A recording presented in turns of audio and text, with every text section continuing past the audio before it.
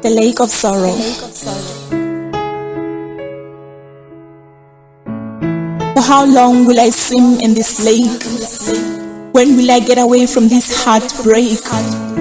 I'm tired of showing the fake me. Lord God, when will you take me? I've been drowning in this lake since grade 7. I mean, by age I was only 11. Daddy left to work and he promised to come back, but then he never returned. I felt jailed, I felt trapped. Things became more harder when Kuku atakofala. I was only left with siblings and my mother. They were dependent on grant. I mean, we bought no grant, money don't last. So yeah, life was hard, Joe. The following year, Auntie Atomorala. After 3 weeks in hospital, until the night of 5. Hey, so some days and weeks passed. Memories from the past were still crawling back into my life. It was like pain my life was meant to last. Not yet ready for another misery. Rakula Kumana accident. I was not ready for it, man. It happened so sudden. Situation names who I still remember the 15. I mean, Rakulu had been the best that I've ever seen. Man, it was too early. I was only 13. I was too young. I was still a teen. I couldn't bear seeing it. His casket containing his body going down to his final home. Man, I was going mad. Things turned really bad. It was life without a dad. Okay. Katumutuba solo, make a rider solo, then Katumu banka solo. I started using drugs. I was using cocaine, human drugs. I smoked excessively. I got addicted. I became so sick. I got admitted. Not realizing the impact it had on my mom. She was so stressed, so depressed. I mean, I was only 14. Okay, I went for rehabilitation.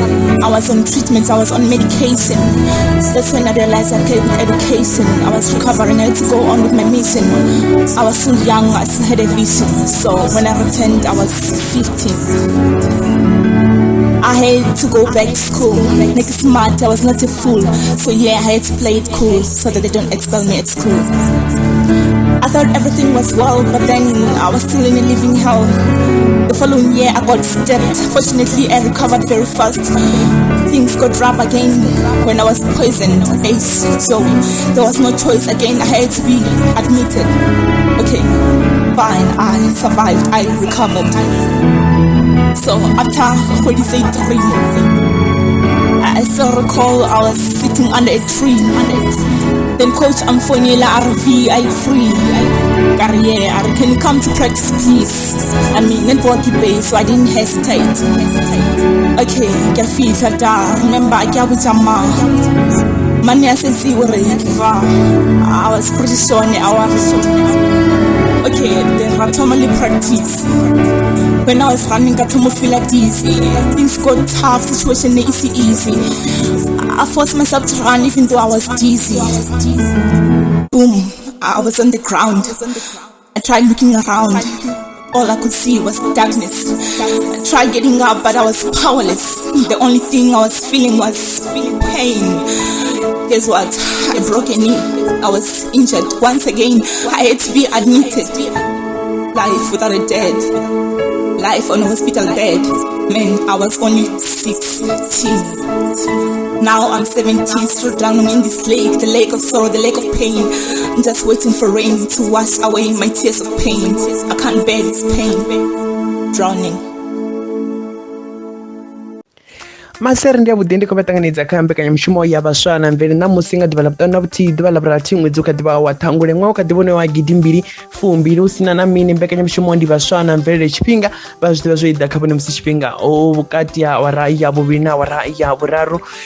Ndi vha funa zwone kha vha ndi vha ndi vha funa zwone. Ndi vha funa livhuwa na vhashumisani ubva tshelede ya thoma vha khou ḓiphina vhukuma. Ndi a kholwa zwo vho ḓiphina ubva tshelede ino ya tou thoma na nṋe ndi khou vha fhulufhedza zwone na musi vha ḓo guda zwinzhi vhukuma hone vha ḓo ḓiphina kha ino mbekanyamushumo ya vhaswa na mvele. Nṋe ndi kha ḓivha Mudau Patrick aka the African Child ndine ṅwana wa Afrika. Kha mbe ḓe ndi vha mbudze zwileludzi zwashu zwavhuḓi vhudavhidzani fhaḽa kha Facebook vha ri wana kha Mutala FM, hone hafhaḽa kha Instagram ndi Mutala FM, kha Twitter ndi kha @Mutala FM, hafha ndi sa hangwe dovha hafhu nda vha vhudza na kha YouTube ri hone it's Mutala FM. Vhone swika hanefhaḽa vha subscribe, izwo zwi ita uri vhane vha wane mbekanyamushumo dzashu dzoṱhe dzo leluwa, zwo to ri vha lelutshela nga u tori vha songo angwa. Vha ri wana na kha website www.mutalafm.org nga u tori ralo. Nṋe ndi kha ḓi dovha hafhu nda vhambedza uri kha email haiwa vha songo vha ita vhukhakhi vha shumisa mdaup@mutalafm.co.za. izwo zwino vhone vha ngwana kha theafricanchild@gmail.com. theafricanchild zwoṱhe hezwo zwi kha maḽeḓere maṱuku nga u tori ralo. Nṋe ndi khou ri ndi vha funa zwone nda vha ṱanganedza nga ḓinga ḽavhuḓi vhukuma, ḓinga ndi ḽi to dzikusa na zwipfi zwa muthu. Ndi khou amba nga ḓinga ḽavhuḓi vhukuma ḽi khou bva kha tshedza tshishango vho ipha Lake of Sorrows. ḓi ri mini Lake of Sorrows. Ndi a khona zwa vhuḓiphina vhukuma nga heḽo ḓinga. Nṋe ndi khou ri ndi vha pfulufhisa vhege ino i fhiraho nda ri ṋamusi ri ḓo ḓiphina vhukuma musi ri khou tou ralo ita mvula tshinga. Mbekanyamushumo ya ḓuvha ḽa ṋamusi i tou vha ya maṱhakheni vhukuma, honeha a i nga ḓo tou fana ya dzinwe ngauri ṋamusi ri khou tou ita mvula tshinga ri khou lavhelesa uri zwine ṅwedzi wa Ṱhangule wa mba zwone u ya nga ha mvelele ya vhoriṋe, uri u amba mini, hone ndi zwifhio zwine zwa itiwa na zwine zwa sa itiwe, ngori na zwinzhi vhukuma zwine zwa sa itiwe nga huno ṅwedzi. Fhedziha zwoṱhe hezwo ri ḓo ḓiphina vhukuma, kana vhone kha vha tielele kha ino mbekanyamushumo ya vhaswa na mvelele ṋamusi. Ndi hafho hune vhone a ḓo ḓiphina vhukuma ngazwo. Vha songo angwa ri kha ḓi tshila kha ḽa maḓuvha a nyeledzo dza u tshimbila honeha ḽashu ḽa Afrika Tshipembe ḽo tsanyana zwa zwino, ndo guma ri kha vhuimo ha vhuṋa u ya kha ḽifhasi ḽoṱhe. Zwa amba vhori zwi khou ḓi to amba uri nṋe na vhone hune ra vha hone kha ri ise phanḓa no ḓitsireledza ri khou itela vho mutakalo wa vhoriṋe na mirafoni i ḓaho thiri ri ḓiṱhogomele ri ḓifune nga u tori kha vha ise phanḓa no ḓiṱhogomela nga u to ralo. Honeha vhana vhane a vha ngo humela zwikoloni, vhabebi khuwelelo ngei nnḓa kha vha ṱhogomeliwe vhana vha songo sokou tendeliwa vha bvela nnḓa vha tamba. Honeha muthu a tshi bva maski kha u ambariwe, muthu a dzule o ṱamba zwanḓa zwawe thiri u sanitizer nga u tori kha vha ri nwa maḓi ri tshi vhuya na mini ri ḓo mbo ḓi to fombe ra lavhelesa ḽino fhungo ḽa vhoriṋe. Kha mbo ḓi kha zwileludzi zwashu zwa vhudavhidzani vha mbudzi uri vhone vha ino mbekanyamushumo vha khou thithisa vhangafhi. Honeha na vhaḽa vhoṱhe vhane vha kha ri ro pembela ḓuvha ḽa mabebo ṋamusi kha vha ri ndi yo nwa maḓi ndi tshi vhuya na zwiṅwe ralo isa phanḓa thiri nṋe ndi vha funa zwone ri yo nwa maḓi nga ino ndi.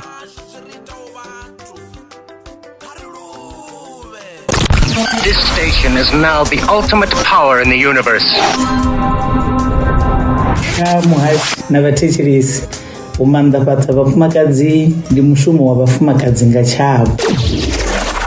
Muthu u vha tshipondwa musi a sa koni u ḓiṱunḓela, musi a sa koni u ḓishavhedza zwiambaro. Kha hoyunoni ṅwedzi ri tshi elelwa mazhaka nḓila a vhafumakadzi, nṋe ndo vha ndi tshi khou ri mufumakadzi na muswa kha fariwe nga tshanḓa, a takuwe a vhe dokotela, a takuwe a vhe accountant, a takuwe a vhe murungi, a vhe mulimi, a takuwe a vhe ramabindu. Ndi yone ri tshi ḓo ambara riṋe sa vhafumakadzi ro pembela ri tshi bveledza vhaṅwe vhafumakadzi.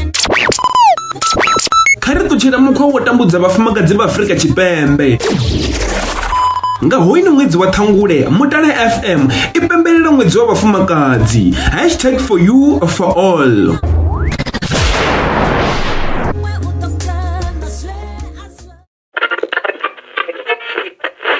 It's Shiro Netengwe speaking. You are listening to Mutala FM, for you, for all.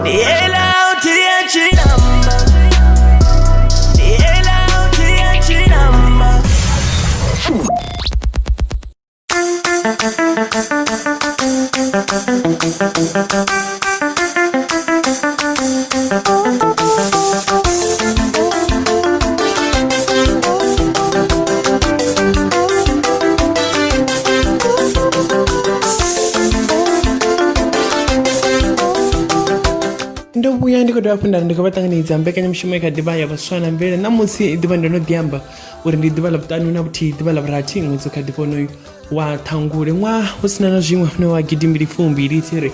Nṋe ndi khou ri ri khou dovha hafhu ra tou ralo vha ṱuṱuwedza ngei nnḓa uri vha swikele hune vhone vha ḓiṱhogomela nga maanḓa. Fhedzi kha vha ri musi ndi songo nda tambisa na tshifhinga ndi mbo ḓi vha ndi khou ralo dzhena kha fhungo ḽa ḓuvha ḽa ṋamusi. Ṋamusi ndo vha fhulufhedzisa, ṋamusi ndi sathu u rengisa uri a huna na zwiṅwe ri khou tou lavhelesa hono ṅwedzi wa Ṱhangule, ri khou tou ita mvula tswinga nga iṅwe nḓila ri khou tou vula hono ṅwedzi uri kha hono ṅwedzi wa Ṱhangule mvelele yashu i u dzhia sa ṅwedzi ḓe.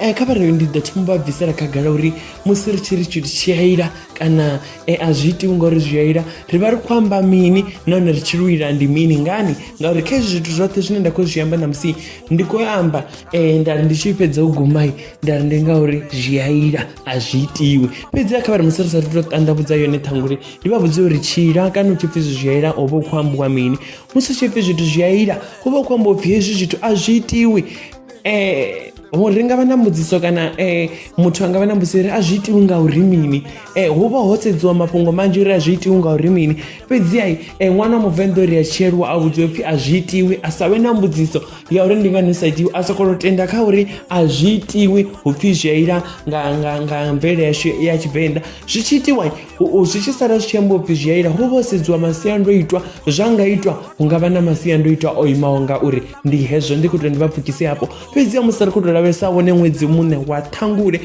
vha khou ipfha ndi ṱhangule vha khou ipfha ndi dzina ḽa Tshivenḓa ḽo ṱamba vhukuma fhedziha ṱhangule hu khou ṱanguliwa u ṱanguliwa vha zwi ḓivha pfhi ndi uri o tou nṱangula ndo sala ndi sina na tshithu ndo dzhielwa zwoṱhe ende tshi vhavhaho ndi tshori musi u tshi pfhi muthu o ṱangulwa u vha a khou dzhielwa a sala a songo takala u vha a khou dzhielwa nga nḓila i vhavhaho u vha a khou dzhielwa nga nḓila i vhavhaho zwino ndi ngazwo hu tshi ḓivha vhona zwiṅwe zwa zwithu zwimima kana miṅwe mishumo ya sialala kana mvelele yashu ya Tshivenḓa ine ya pfhi a itiwi nga hono ṅwedzi ngani ngauri upfhi zwi sia zwi tshi ita uri ndi ṅwedzi une khawe hu vha hu khou tou ṱanguliwa vhathu kha tshetsho tshimima kana kha honoyo mushumo wo imaho ngauri hu nga vha na u ṱangulwa ha vhathu nga nḓila nnzhi dzo yaho nga u fhambana musi ndi khou u ṱangulwa kha ṅwe ndi ḽi bvisele khagala ri vha ri khou amba u ṱutshelwa u dzhielwa hapfhi ngoho o tou nṱangula ndi uri vhone vho dzhielwa vho swikela he vhone ndi nga tou zwi amba nga luambo lwa ano maḓuvha lwo ḓowela vho luza vha vha vho luza nga iṅwe nḓila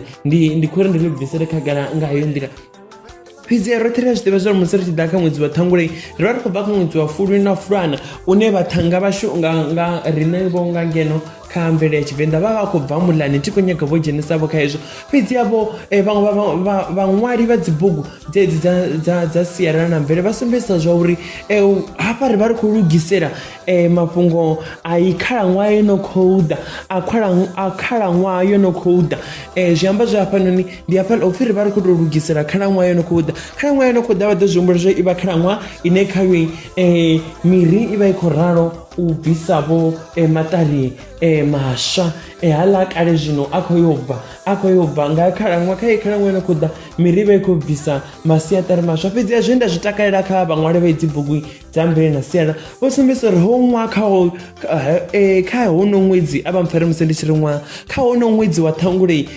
zwezwi hu tshi khou pfhi u ya ṱangula iwe muṋe muthu u vha u khou ḓisola kha zwine wa vhona uri hafhaḽa thi ngo itisa zwino hu itela mini uri musi hei khalaṅwaha yo no khou ḓa musi miri i tshi thoma u simuwa na iwe u tou thoma zwiswa heyi ya vha khaedu kha nṋe na vhone uri ngoho arali ra zwi ita vhaṅwana zwi tshi tshimbila zwa ita nga maanḓa fhedziha kha maḓani ndi mbo ḓi dzhena kha hezwiḽa zwiṅwe zwa zwimima kana miṅwe mishumo ine a i tea u itiwa nga hono ṅwedzi wa ṱhangule ndo no ḓi amba zwa uri hu vha u khou tou ṱanguliwa kha ṅwedzi wa ṱhangule tsha u thoma hu pfhi a u pfuluwi wa ya kha muṅwe muḓi nga ṅwedzi wa ṱhangule hupfhi zwi a ila ndi ri zwi ḓe zwa vha ḓa na mbudziso yo ri ndi ngani nṋe nda ri hupfhi zwi a ila hupfhi zwi a ila upfhi hu ya vha na khakhathi vhukuma hu ya vha na khombo dzine dza nga bvelela zwezwi muthu arali o pfulutshela hupfhi na mbingano hayi upfhi a si yone ndi khou amba nga mvelele yashu ya Tshivenḓa upfhi a si yone upfhi a i tea u itiwa nga hono ṅwedzi wa ṱhangule zwi a ila vha khou zwi pfha ndi ri zwi guma hanefhaḽa zwi a ila vha vhudzisesa ḓo pfha tshipfi zwi a ila zwa guma hanefho ṅwana wa muvenḓa upfhi a tea u vha na mbudziso u sokou tea u tou pfha uri hayi zwi a ila na ngoho zwi a ila zwi guma hanefho vha khou zwi pfha ro no ḓi amba nga mafhungo a u pfuluwa upfhi a u pfuluwiwi zwi a ila hapfhi a u vhi na mishumo ya mbingano zwi a ila ndi hayo mafhungo a u pfuluwiwi zwi a ila a u vhi na mushumo wa mbingano zwi a ila zwino vha na khakhathi vhukuma hu na khakhathi vhukuma nṋe mara ndi khou nyaga uri ri dovhe hafhu ri sedze nḓila hezwi zwa zwi tshi itea zwone kale na ano maḓuvha a ḓo ḓi vha wana vhathu vha tshi khou shuma mushumo wa mbingano nga honono ṅwedzi wa ṱhangule vha pfha vha sina na khakhathi vha ḓiwanavho zwi songo tsha to ralo vha songo ṱangulwa zwi tshi ḓi dovha zwa bvavho na kha kutshilele kwa muthu kana kuri ene u tenda kha zwifhio. Fhedzi yavho nga mvele yashu ya Tshivenḓa hupfi zwi a ila muthu ha pfhuluwi ha shumi ha vhi na mushumo wa mbingano nga hono ṅwedzi wa ṱhangule. Ndi a khou ḓi ita na sia na muṅwe a ri zwezwi ri khou ḓi amba heḽi fhungo ḽa ṱhangule a ri kaleni na mushumo na muḓi maine o vha a sa u fari nga ṅwedzi wa ṱhangule ngani zwi a ila o vha tshi u fara hupfi ho vha hu tou tendela havhaḽa vho no tambela miḓini ya vhathu vha tshi tambela vha khou zwi pfha hupfi ndi uri arali maine a ḓa a fara hono muḓi nga ṅwedzi wa ṱhangule hai hu sina nani hupfi ndi vha tshi tou na no tambela kana houḽa muḓi wa tshi tou na no tou vha mudavhi. Izwo ndi zwa vhashu nṋe nda khou ri ndi tou vha pfhisa vho uri kha uno ṅwedzi washu wa ṱhangule hu na zwiṅwe zwine a zwi itiwi na musi ra khou tou lavhelesa kha eneyo nga maanḓa mavhili ane a khou dinesa nga maanḓa ndi u pfuluwa hupfi a u pfuluwi vhone vha nga i fhaṱa nnḓu yavho kha thina vha ima uno ṅwedzi wa ṱhangule u thoma u fhire vha ḓori wo no fhira ka khubvumedzi nga ngevho kana vha kona u pfulutshela ha ḓi pfhi kha uno ṅwedzi wa khubvumedzi wa ṱhangule kha vhampfareli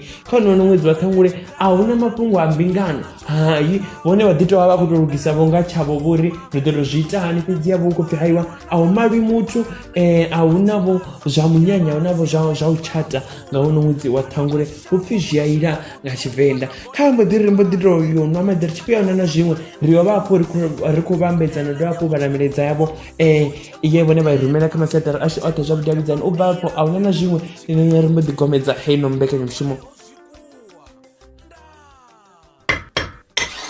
U fhaṱa nnḓu ya miḽoro yau zwi ri dza mbili thovhela fhedziha a i vhe nnḓu ya miḽoro yau arali muṱa wo sokou tshenguluwa vha hone vhathu vhane vha ḓivha mbalambadzela muṱa vha tou shuma na u sumba muḓi wavho wo sokou tshenguluwa u tshi ngafho wo kwashekanya. Uprising Business Enterprises ndi vhone vhaḽa vho no panga phavi dzo yaho nga u fhambanana ndi khou amba dza zwikwea dza maḽavu dza dzisekele na dziṅwepo ri khou amba nga pavement dza tshizwino kha vha vhakwame vha vha nakisedzela nnḓu ya miḽoro yavho 082-622-3375 WhatsApp ndi 076-667-5512 kana vha ye Mekhithani tsini na Dr. Ramalata Mutale. Uprising Business Enterprises, destiny of your solution.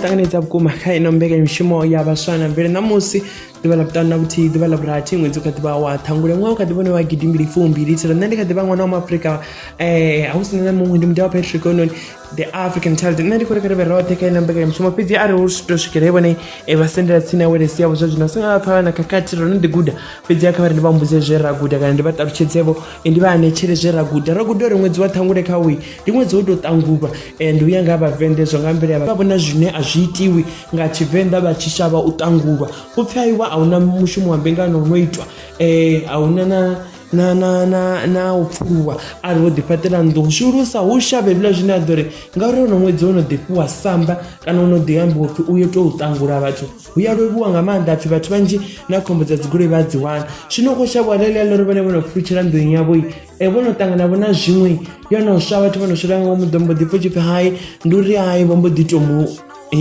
ita hezwiḽa zwine tshi khou nyaga u zwi amba pfha vhaḓikale vha tshi ḓi muvhenga vho mbo ḓi to kana pfhi zwino vha na vhathu hai vhone kha vha pfhe sialala yashu kha vha pfhe mvele yashu upfhi zwi a ila na vhone kha vha zwi dzhie vha zwi itevho mafhungo vha zwi gudisevho na murafho u ḓaho uri haiwa nga uno ṅwedzi wa ṱhangule huna zwine a zwi itiwi nga mulandu uri zwi a ila kha vhari ndi hafho ndi vha sumbedzisa uri haiwa kha kutshile kwa ḓuvha ḽa ṋamusi zwo no tou shanduka tshoṱhe vhathu hezwi zwithu a vha tsha vhuya vhathu zwi londota nga u tou ralo vhathu ndi vhathu vhane a vha tsha tou zwi londotesa hai vhaṅwe vha khou ḓi pfuluwa vhaṅwe vha khou ḓi tamba mbingano ha ḓi vha vhona zwine a zwo ngo itea ndo ḓi ri vho ndi khou amba vha na muṅwe ari hai ṅwana wa muafrika ha vhathu vha ḓi thomavho vha yavho hune vha ya nṋe nda ri hai iḽo thi khou nyaga u ḽi dzhenisa khazwo fhedzi yavho vhone kha vha zwi pfha uri vha songo ri vha tshi vhona vha khou zwi ita nga uno ṅwedzi wa ṱhangule vha pfha vha tshi tshuwa kana vha pfha tshi mvenga haiwa nḓila dza u tenda dzo fhambana vhathu tenda kha zwithu zwinzhi zwo yaho nga u fhambana muṅwe na muṅwe na zwine a tenda khazwo na uḽa luimbo lwo ḓi tou zwi amba nga u tou kha mba ḓi ni mbaḓi ri ndi yo lavhelesa mindedzi yavho ye vhone vha i rumela kha maseṱari ashu oṱhe a zwa vhudavhidzani uralo a huna na zwiṅwe ndi ḓo mbo ḓi vha ndi khou gomedza heino mbekanyamushumo vha songo wanga ndi dovha hafhu nda vha mbudza aḽa magane vhone vha tea u a tevhedza u itela u ḓitsireledza kha tshino tshifhinga tsha COVID-19 kana tsha tshone tshitzhili tsha coronavirus.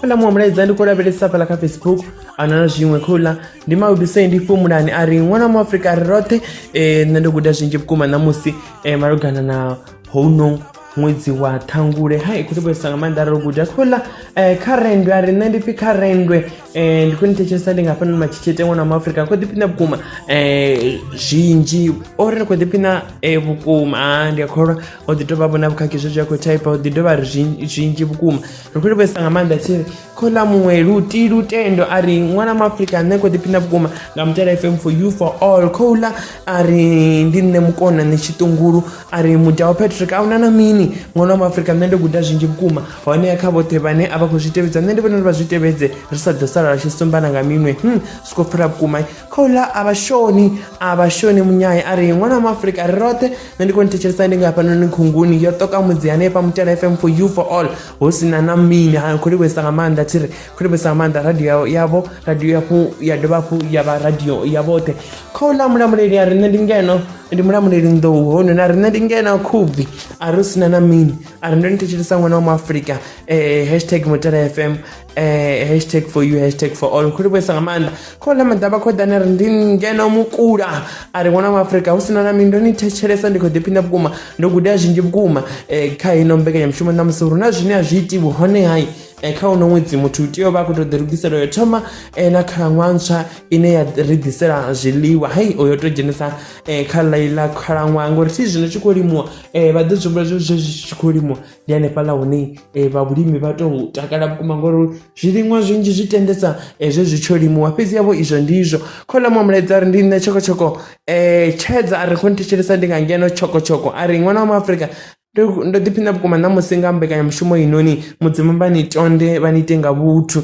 ni khou ri fhaṱusa zwinzhi Ramakela Best a ri nṋe ndi khou ni thetshelesa ndi ngeno mulodi ndi si ndoṱhe ndi na Sivongile nda dovha hafhu nda vha na Rotshidzwa a ri na Mulalo a ri nṋe ndi khou tou ri havha vhathu vha takale ai man a ri ndi khou ri havha vhathu vha takale uri ndi khou ri havha vhathu vha takale u khou amba vhe nda vha vhalafho nṱha a ri ndi khou ri havha vhathu vha takale honeha ndo ḓiphina vhukuma zwinzhi ṋamusi nga mbekanyamushumo yanu ṅwana wa Afrika hu sina na mini ndi khou livhuwesa nga maanḓa vhoṱhe vhane vha khou ralo pembela maḓuvha a mabebo ndi khou mona khou ḽa rofhiwa ndo u bva u kutama u khou pembela ḓuvha ḽawe ḽa mabebo ṋamusi na ondwela nḓou khouḽa u bva kha ḽeḽiya ḽa mulodi nṋe ndi khou ri mudzimu vha mutonde vha mu ite nga vhuthu tsiri na Ramanugu o ri pha khouḽa naye ṋamusi u khou pembela ḓuvha ḽawe ṋamusi ndi u bva hanefhaḽa gai ndi u bva Dzimauli hafho soko ri u bva Dzimauli fhedzi havha na kha rendwe Maudu a ri ṋamusi ndi khou tou ralo u pembela u tamela ḓuvha ḽa mabebo hoyu mungana wanga ndi Lutendo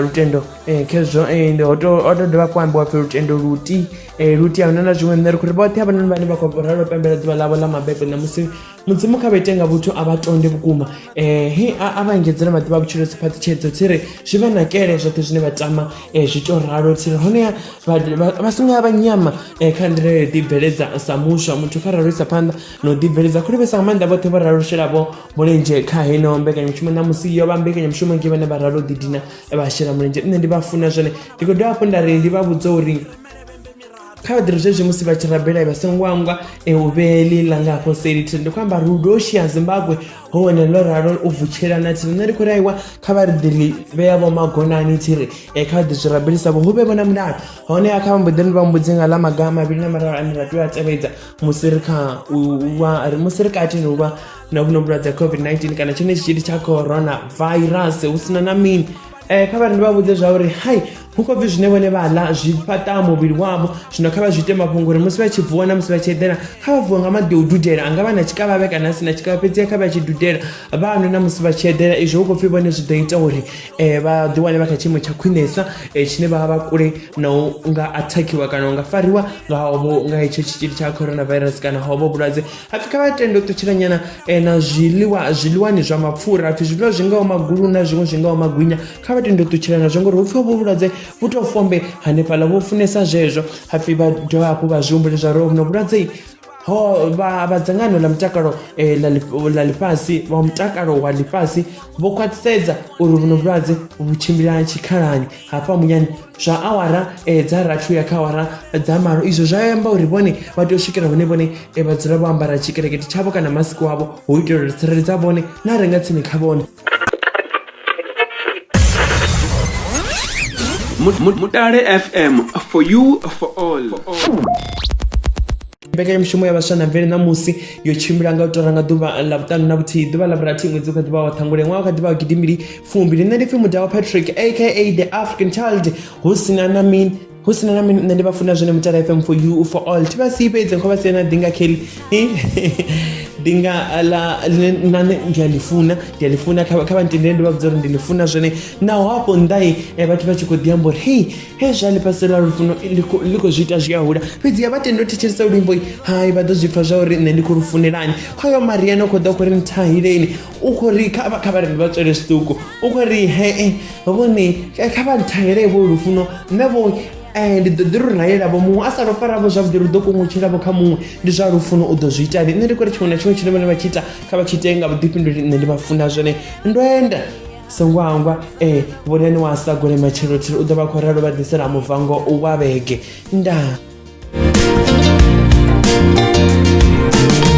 'Cause this life is a playing